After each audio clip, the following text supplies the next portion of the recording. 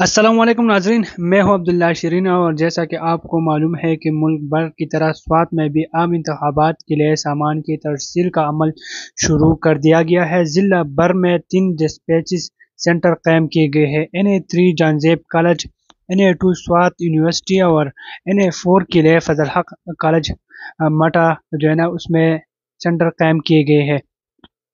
Election commission کے مطابق سخت سیکیورٹی میں 996 پریزنٹنگ آفیسر کو سامان مہیا کیا جا رہا ہے۔ سامان کی ترسیل کا عمل شام 6 بجے تک جاری رہے گا۔